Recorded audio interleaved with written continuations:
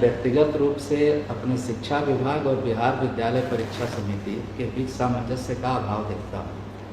यद्यपि बिहार विद्यालय परीक्षा समिति ने परीक्षा प्रणाली को पारदर्शी बना दिया है, बावजूद कुछ कार्यों से पठन पाठन बुरी तरह प्रभावित हो रहे हैं। जैसे मैं बताना चाहूँगा, वर्ग 10 और 12 की सेंटर परीक्षाएं अक्टूबर माह में हो जाती हैं और उनकी मुख्य परीक्षा फरवरी में हो जाती है। यदि इसे दिसंबर में लिया जाता तो बच्चों को 2 अतिरिक्त माह पढ़ने के लिए मिलता।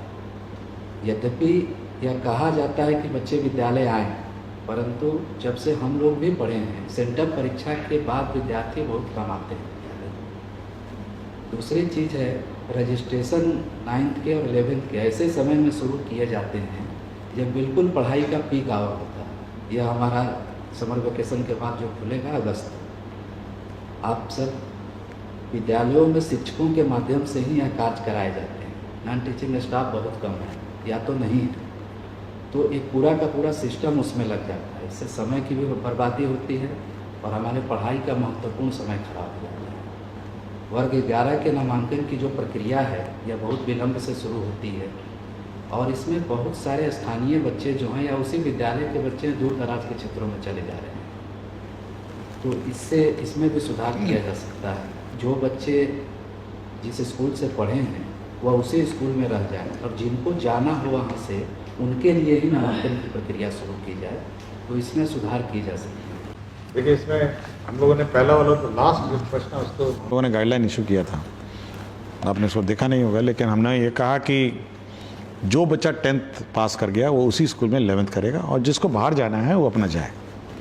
ये ऑलरेडी एक स्टैंडर्ड गाइडलाइंस हैं और ये हम लोगों ने कहा कि कोई अलग से एडमिशन की प्रक्रिया नहीं स्टार्ट करें, आप सीधा उसको उसी स्कूल में 11th में पढ़ाइए और जिसको बाहर जाना है उसका टीसी दे दीजिए। तो ये हम लोगों ने पहला तो काम किया। दूसरा, ये मेरी जानकारी में नहीं था, ये जो आपने कहा टाइमिंग का और डेट्स का, मैं धन्यवाद देता हूँ कि आपने ये सब जानकारी दिया। तो हम लोग अब एग्ज़ामिनेशन बोर्ड के साथ बैठेंगे और एक कॉमन कैलेंडर हम लोग इशू करेंगे।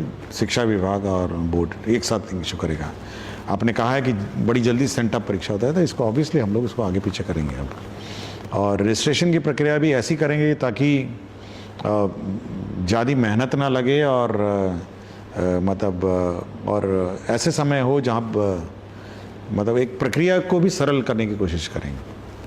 तो ये हम लोग कोशिश करेंगे, लेकिन कैलेंडर हम लोग जॉइंटली इशू करेंगे, पहले तो ये है।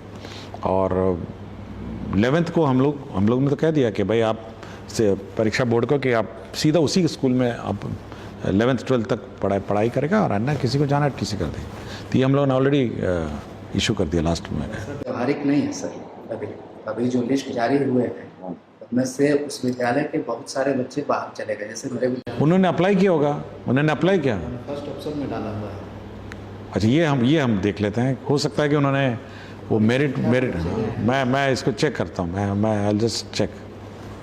एक प्रश्न और था सर कि हमारे यहाँ 2400 बच्चियाँ हैं और 28 सेक्शन हैं। मैं कई स्तरों पर इसकी बात कर चुका हूँ और हमारे यहाँ मात्र 21 शिक्षक हैं। यदि गार्जियन गवर्नमेंट के तहत अभिभावकों के सहयोग से 14 शिक्षक न रखे जाते तो शायद विद्यालय की हमारी यह अच्छी व्यवस्था नहीं होती। और बहुत सारे विषयों में शिक्षकों का अभाव है। कुछ ऐसे विषय में शिक्षक विभाग के द्वारा भेज दिए गए हैं जिसकी पढ़ाई हमारे यहाँ नहीं होती।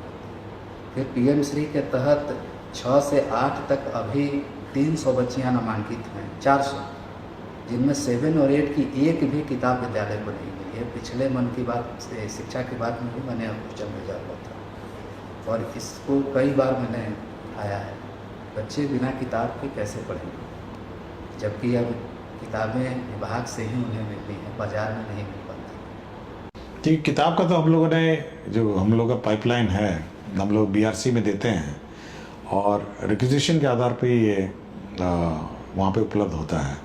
अब किस कारण से नहीं हुआ है ये मैं चेक करूँगा, ये आई चेक इट अप। और जहाँ तक जो असमंजसता मतलब इंटर स्कूल डिसबैलेंस है, तो हम लोगों ने एक अलग से एक जिला स्तर पर डीएम की अध्यक्षता में एक स्थापना समिति का गठन किया है। और जहाँ जहाँ पर पीएम श्री, विशेषकर जो पीएम श्री है या सेंटर फॉर एक्सलेंस, बहुत सारे स्कूल्स हैं, आइडियल स्कूल्स हैं। तो वहाँ पे हम लोगों ने लोकल पावर वेस्ट किया हुआ है, जिसमें डीएम अध्यक्ष हैं, कि आप ऐसे जहाँ जहाँ टीचर की कमी है वो आप वहाँ पे ट्रांसफ़र कर सकते हैं विद इन द डिस्ट्रिक्ट। हम लोग का है कि विद इन द डिस्ट्रिक्ट जिला स्थापना समिति करेगी और इंटर डिस्ट्रिक्ट हमारा डायरेक्टरेट करेगा। तो अभी तो सब ट्रांसफ़र में होंगे, तो जब आप स्कूल में जाएंगे तो जो जो स्कूल के टीचर्स और जो जो सब्जेक्ट्स के टीचर मिसिंग हैं, तो जिला स्थापना समिति इसको कोऑर्डिनेट करके वापस अपने अपने जगह पे डालेंगे। और अगर आपको 14 टीचर्स चाहिए भी होंगे तो किसी स्कूल से आपको ट्रांसफ़र करके इसको पोस्ट कर देंगे। तो डिस्ट्रिक्ट स्थापना समिति जो डीएम की अध्यक्षता में है, जिसमें डीडीसी मेंबर हैं और डीईओ उसके मेंबर सेक्रेटरी हैं, तो ये नॉर्मलाइजेशन व्यवस्था विद इन द डिस्ट्रिक्ट करेंगे। मेरा एक